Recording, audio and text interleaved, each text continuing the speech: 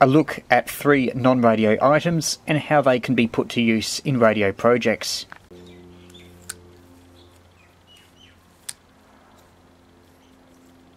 I dropped into a charity shop and found this fishing rod accessory. The thing that caught my eye was the mechanical reduction. There's no doubt this could be put to use in various radio projects. For instance, a variometer, vernier reduction drive for a tuning capacitor. In this case, this is the bit you turn, and this is the slower bit that would have to be coupled to the shaft of the tuning capacitor, or even a roller inductor. Here I'll try and calculate the reduction ratio. Imagine this is the tuning knob, and the spindle that this is attached to is where you connect the tuning capacitor's shaft. 1 turn, 2 turns, 3 turns, 4 turns. Okay, it's around 4 or 5 to 1. There is a clutch. Now that's actually a catch, so it's probably not very useful for radio type work.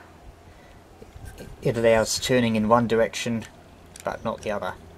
Did you see how this went in and out? That could be useful for some sort of variable inductance or even variable capacitor.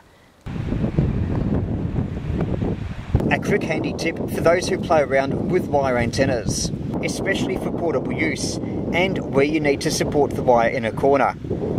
Here I'm using 2 pieces of self-adhesive pads. You can buy them in hardware stores and they're often used to support cable ties. I've sawn slots in them to allow you to hold the wire. The width of the saw cut has to snugly fit the wire so it doesn't slip. You can then attach the corner of the wire and your support rope to one of the other holes.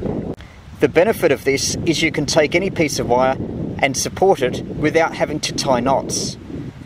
Also, it's useful if you're using fishing line as a support, since the fishing line will bite through the wire and damage its insulation. It could be useful for antennas like half squares.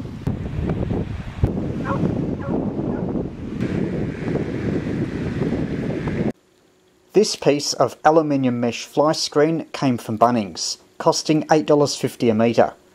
I got just a metre, and I put some gaffer tape on the ends just to protect it, but not before bending and stapling it. 2 pieces of printed circuit board, one on either side of the mesh, are screwed together to maintain a pressure connection.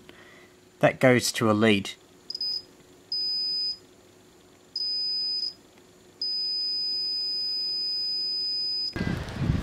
I can't vouch for its performance as I haven't tried it heavily on the air, but some say it could be useful as a counterpoise, possibly even better than short radials.